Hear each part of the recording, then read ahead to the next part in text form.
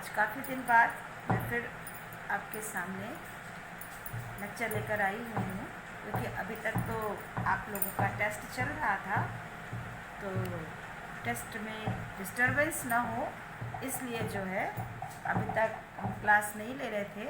और अब आप लोगों का टेस्ट समाप्त हो गया है। आशा करती हूँ अच्छा ही टेस्ट हुआ होगा सभी का। तो आज से एक नए चैप्टर के साथ मैं फिर से आपके सामने उपस्थित हूँ। पिछला लेक्चर आपको अच्छे से समझ में आया होगा, किया होगा, आपने जो जो पूछा मैंने वो सब बताया। लेकिन फिर भी अगर कहीं कुछ क्वेरी करनी है, कुछ नहीं समझ में आया है, तो वो आप हमसे पूछ सकते हैं। लेकिन उसके पहले आपको फिर से याद दिला दें कि आप लोग शेयर नहीं कर रहे हैं, लाइक नहीं कर रहे हैं बेटा। तो जब मेरी इतनी मेहनत का जब कोई फल नहीं मिल रहा है तो बताइए कैसे काम चलेगा। तो आप लोग पहले तो शेयर करिए और लाइक करिए और चैनल को सब्सक्राइब करना मत भूलिए। आपको ये सारे लेक्चर मेरे टेलीग्राम ऐप पर भी मिलेंगे।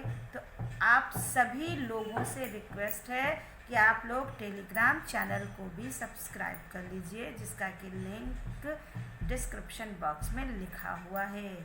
तो आप जब भी चाहेंगे वहाँ पर वो लेक्चर मेरा होगा और आपसे आराम से देख सकते हैं।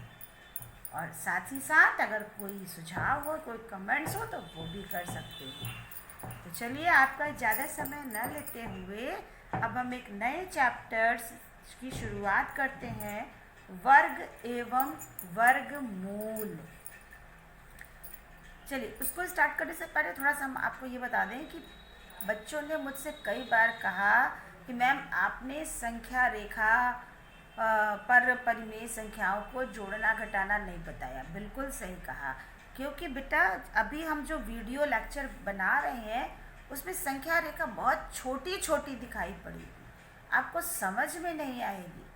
तो इसीलिए मैंने संख्या रेखा नहीं बताई थी, वो मैं क्लास में ब्लैक बोर्ड पर अच्छे से समझा दूंगी। लेकिन संख्या रेखा का सवाल जैसे नॉर्मली आप सारे सवाल करते हैं उसी तरह से कर लीजिए, क्योंकि वो सवाल वैसे भी जोड़े घटाए गुणा भाग किए जाएंगे। और संख्या रेखा पर भी जैसे हमने आपको सारंत में बताया था, एडिशन भी होता है, सब्सट्रैक्शन भी होता है संख्या रेखा पर भी, और सिंपल जैसे हम करते हैं वैसे भी।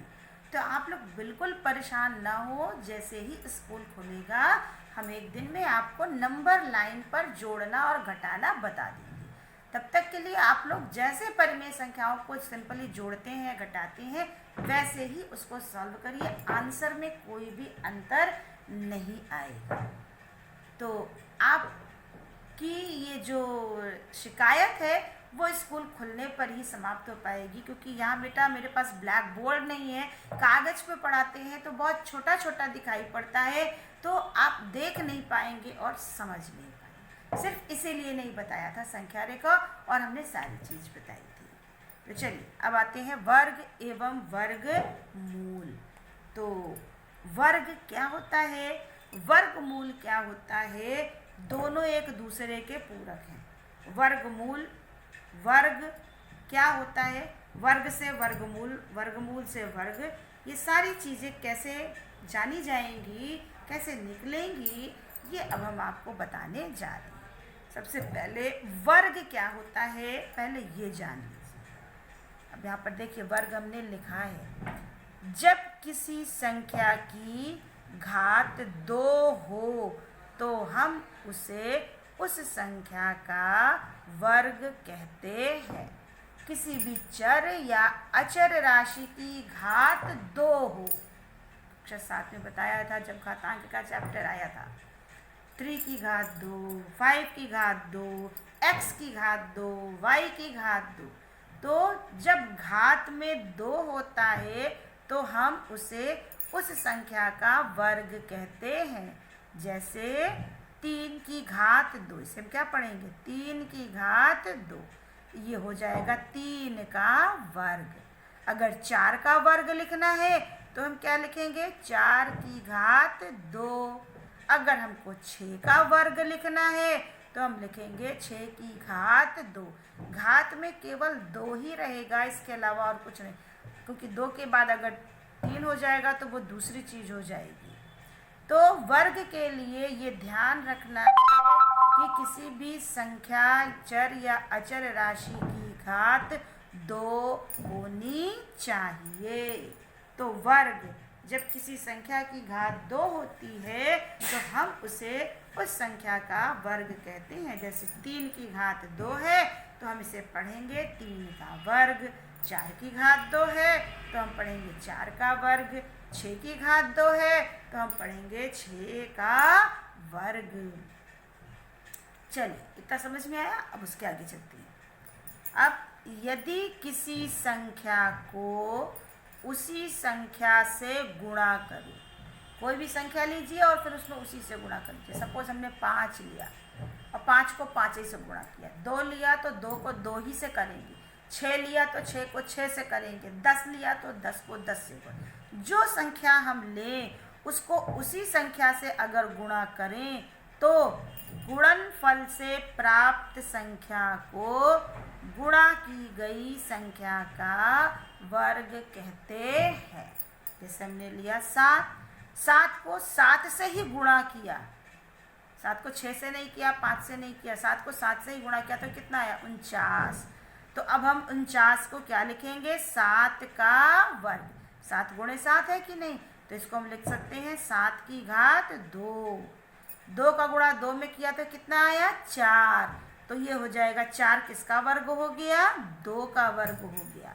5 का गुणा 5 से किया, कितना हो गया? 25। तो 25 किसका वर्ग हो गया? 5 का वर्ग। 7 का वर्ग, 2 का वर्ग। तो यदि किसी संख्या को उसी संख्या से गुणा करें तो गुणनफल से प्राप्त संख्या गुणा की गई संख्या का वर्ग कहते हैं। जो संख्या ली उसको उसी से गुणा किया तो जो गुणनफल हमारा आया, ये गुणनफल, ये जो गुणा की गई संख्या है उसी का वर्ग होता है। यानी 7 गुणे 7 49 होता है। तो 49 जो है वो 7 का वर्ग हुआ। 2 गुणे 2 4 होता है। तो 4 जो है वो 2 का वर्ग। वही थी 2 गुणे 2, इसको क्या लिखेंगे? 2 की घात 2। 5 गुणे 5 क्या होता है? 25। तो इसको हम लिखेंगे 5 की घात 2, यानी 25 किसका वर्ग हो गया? 5 का वर्ग। अब चलिए उसके आगे। तो ये हमने एक वर्ग बनाया है। ये जिस वर्ग, अब वर्ग तो पता है ना किसको कहते हैं? वर्ग का मतलब जिसकी चारों भुजाएं आपस में बराबर हो उसे हम वर्ग कहते हैं। तो ये वर्ग है। 1 सेंटीमीटर ये लंबा है, 1 सेंटीमीटर ये चौड़ा है। अब इस वर्ग का क्षेत्रफल क्या हो जाएगा? वर्ग का क्षेत्रफल होता है ना भुजा की घात 2। भुजा यानी भुजा कितनी है इसकी? 1 की घात 2, 1 की घात 2। भुजा की घात 2 है। भुजा क्या है? 1 की घात 2। अब इसको जब सॉल्व करेंगे तो कितना आएगा? 1 गुणे 1 बराबर कितना हो गया? 1 वर्ग सेंटीमीटर। तो अब ये किसी भी वर्ग का जो क्षेत्रफल है वो भुजा की घात 2 होता है और जो उसका गुणनफल आता है उसी भुजा का वर्ग होता है। जैसे ये एक वर्ग था जिसकी भुजा 1 सेंटीमीटर थी, तो भुजा का वर्ग यानी 1 की घात 2 हो गया। अब 1 की घात 2 को सॉल्व करेंगे तो 1 गुणे 1 बराबर 1 गुणनफल 1 आया और ये 1 गुणनफल जो है किसका वर्ग है? 1 का वर्ग है। अब उसी के आगे चलिए। इतनी चीज़ें समझ में आ गई आपको? चलिए उसी के आगे। यदि एक वर्ग की भुजा 2 सेंटीमीटर हो, ये हमने एक वर्ग बनाया है जिसकी भुजा, प्रत्येक भुजा कितनी सेंटीमीटर है? 2। तो उससे बनने वाले 1 सेंटीमीटर स्क्वायर क्षेत्रफल के कुल कितने वर्ग बनेंगे? ये 2 सेंटीमीटर भुजा का एक वर्ग है। इसमें हमको एक एक सेंटीमीटर स्क्वायर का वर्ग बनाना है। अब यहाँ से यहाँ 2 है तो इसका आधा कितना हो गया 1, इधर भी आधा कर लिया, इधर भी चूँकि वर्ग है तो वर्ग की सारी भुजाएं क्या होगी, बराबर होंगी। ये तो अब ये कितना हो गया 1 सेंटीमीटर, और ये कितना हो गया 1 सेंटीमीटर। तो ये 1 सेंटीमीटर का, ये 1 सेंटीमीटर का एक वर्ग ये बन गया, एक ये बन गया, एक ये बन गया, एक ये बन गया। तो इस तरह से एक एक वर्ग सेंटीमीटर क्षेत्रफल के कुल कितने वर्गों की संख्या होगी। अब कितनी संख्या होगी देखिए कैसे पता चलेगा। इस वर्ग की टोटल भुजा कितनी है 2, अब इसका क्षेत्रफल क्या हो जाएगा 2 गुणे 2 बराबर कितना हो गया 4, यानी 2 की घात 2 बराबर 4। ये वर्ग का क्षेत्रफल निकालना है, ये वर्ग का क्षेत्रफल बराबर भुजा की घात 2। इसमें ये पूछा था कि एक एक वर्ग सेंटीमीटर स्क्वायर के कुल कितने वर्ग बनेंगे। है ये 2 सेंटीमीटर का वर्ग, लेकिन अगर इसको हम एक एक वर्ग सेंटीमीटर में कन्वर्ट करें तो कुल टोटल कितने वर्ग बनेंगे। तो वर्ग का क्षेत्रफल निकाल लीजिए, अपने आप पता चल जाएगा। तो वर्ग का क्षेत्रफल होता है भुजा की घात 2। अब भुजा क्या है इसकी 2, 2 की घात 2, या ये इस तरह से बराबर 2 की घात 2, और 2 की घात 2 को हम लिखेंगे 2 गुणे 2 बराबर 4। ये 2 की घात 2 बराबर कितना हो गया 4, यानी कि एक एक वर्ग सेंटीमीटर के कुल कितने वर्ग बनेंगे 4। देखिए 1 2 3 4। इसी तरह से एक और सवाल आप देखिए।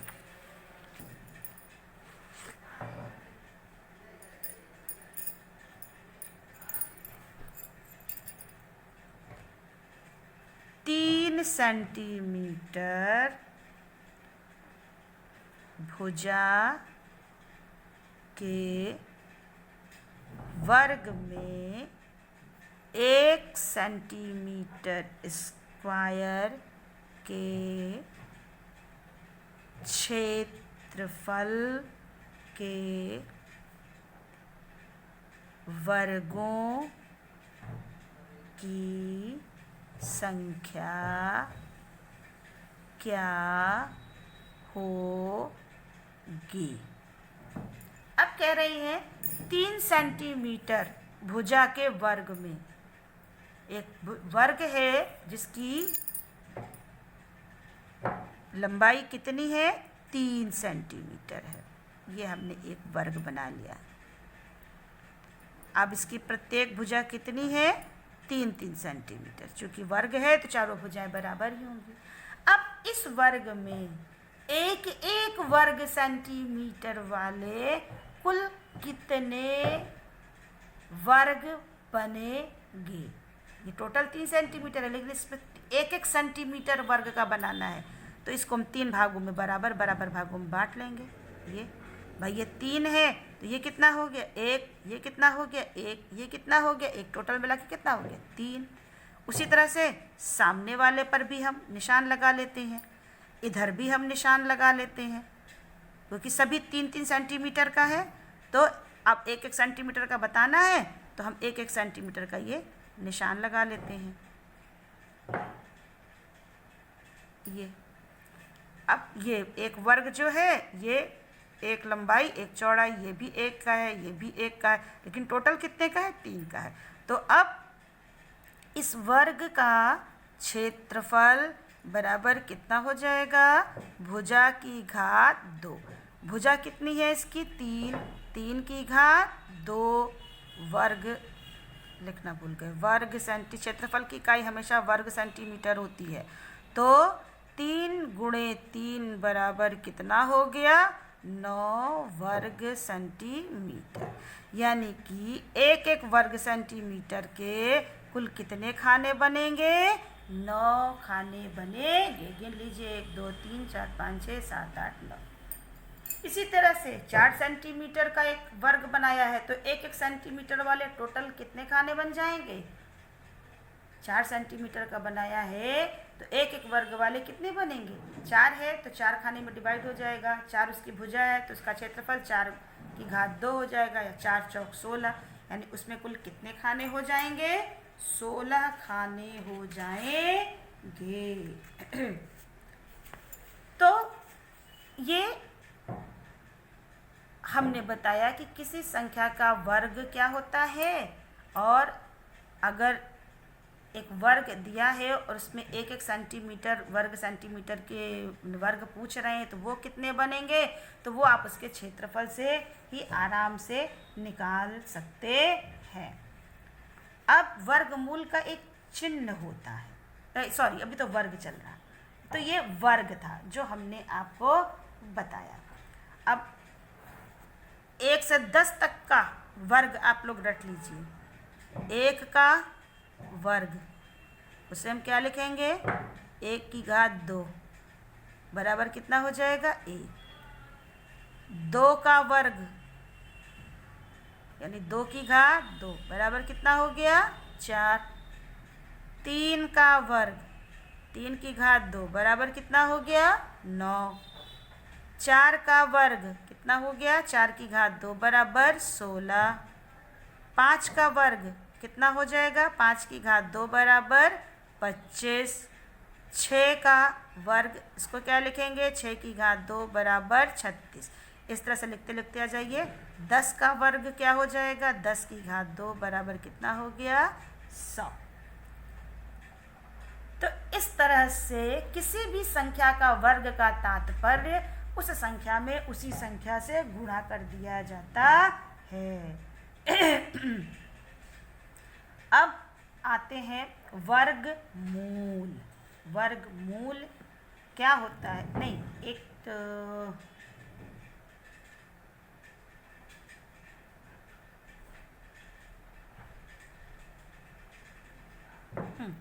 एक चीज और बताना चाह रहे हैं कि जो हम वर्ग ज्ञात करते हैं सभी धनात्मक और ऋणात्मक, सभी धनात्मक और ऋणात्मक संख्याओं का वर्ग सदैव धनात्मक ही होता है। चाहे हम धनात्मक संख्या लें चाहे हम ऋणात्मक संख्या लें, हम जब भी इनका वर्ग ज्ञात करेंगे वो सदैव धनात्मक ही होगा।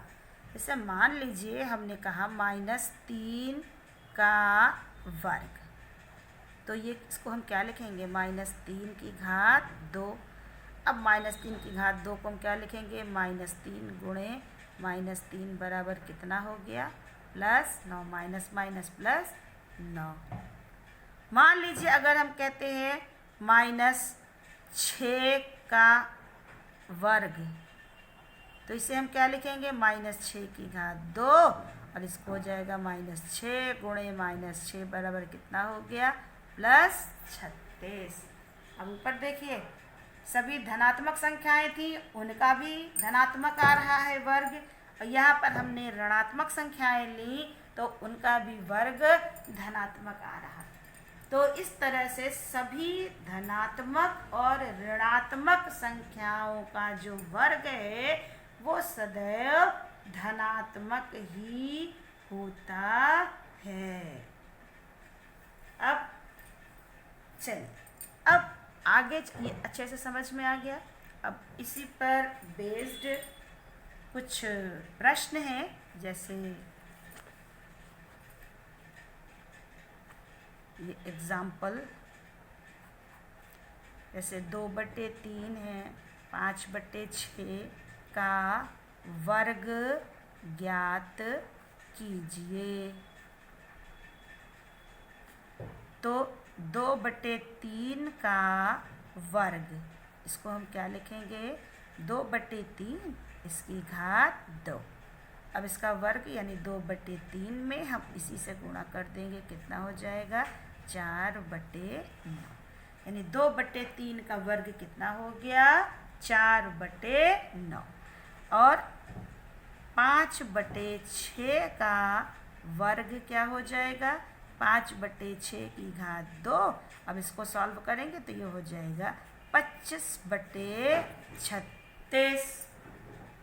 तो किसी भी संख्या का वर्ग देखिए इस तरह से निकाला जाता है, चाहे वो परिमेय संख्या हो चाहे वो साधारण संख्या हो, तो उसका वर्ग ऐसे ही निकाला जाता है। अब चलिए वर्गमूल क्या होता है। वर्गमूल, वर्गमूल का तात्पर्य है कि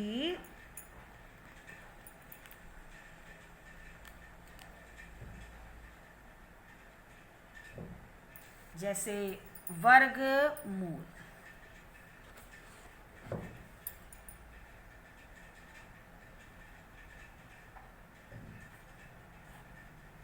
वर्गमूल जैसे योग का उल्टा क्या होता है घटाना, जोड़ का उल्टा घटाना, गुणा का उल्टा भाग। जोड़ घटाना गुणा भाग होता है कि नहीं, तो एक दूसरे का विपरीत क्या होगा, जोड़ने का उल्टा घटाना होता है और घटाने का उल्टा जोड़ना होता है। उसी तरह से भाग का उल्टा गुणे का उल्टा भाग होता है और भाग का उल्टा गुणा होता है। ठीक उसी प्रकार से वर्गमूल प्राप्त करना वर्ग करने की प्रतिलोम, प्रतिलोम माने उल्टा, प्रतिलोम संक्रिया है। जैसे जोड़ का उल्टा क्या हुआ घटाना, गुणा का उल्टा क्या होता है भाग। ठीक उसी प्रकार से वर्ग का उल्टा क्या होता है वर्गमूल। वर्ग का उल्टा क्या होता है वर्गमूल। अब कैसे, अभी देखिए, जैसे सिंपल सा उदाहरण हम ले रहे हैं, 3 का वर्ग, 3 का वर्ग कितना हो जाएगा, इसको आप लिखेंगे 3 की घात 2, कितना हो जाएगा 9। 3 का वर्ग क्या हो गया 9। अब इसी को उल्टा करेंगे तो 9 का वर्गमूल क्या हो जाएगा 3, +3 भी और -3 भी, क्योंकि अभी हमने बताया इसके जस्ट ऊपर कि ऋणात्मक और धनात्मक संख्याओं का जो वर्ग होता है वो सदैव धनात्मक होता है।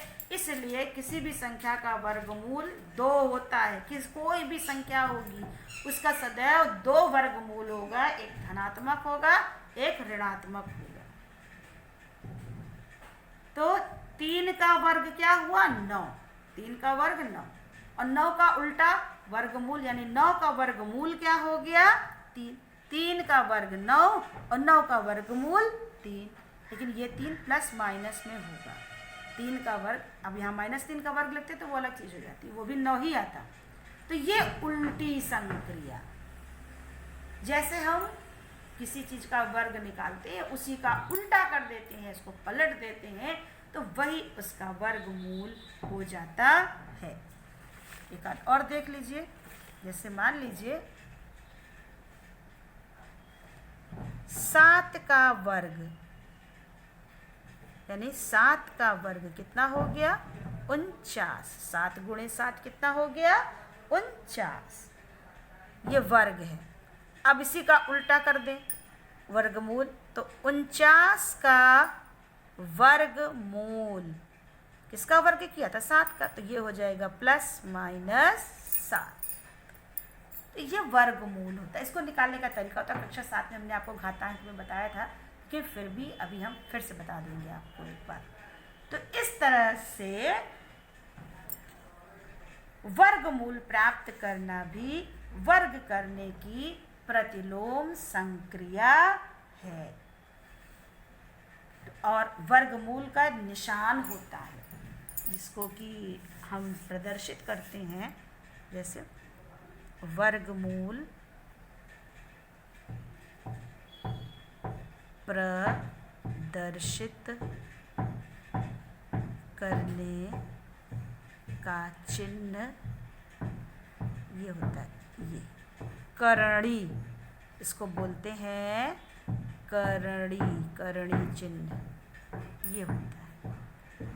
जैसे अब मान लीजिए यहाँ पे लिखा है 16, इस चिन्ह के अंदर ये लिखा है, इसको हिंदी में बोलते हैं करणी और इंग्लिश में बोलते हैं under root. Under root, under माने नीचे, तो जो नीचे का रूट है उसका अंडर रूट निकालना, वर्गमूल निकालना, अंडर रूट माने वर्गमूल। तो 16, अब इस चिन्ह का है, ये करणी का चिन्ह है, इसका मतलब है 16 का हमें क्या निकालना है, वर्गमूल। तो ये वर्गमूल हो जाएगा +-4। अभी कैसे निकलेगा वो हम आपको बताएंगे। अभी जैसे मान लीजिए ये लिखा है 36, तो इस चिन्ह का तात्पर्य है कि इसके नीचे जो, इसके अंदर जो संख्या लिखी है, बिना सोचे समझे हमें इसका वर्गमूल ज्ञात करना है। इसका वर्गमूल हो जाएगा +-6।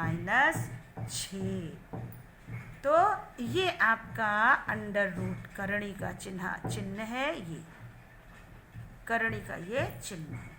तो ये वर्ग था और ये वर्गमूल था आपका। तो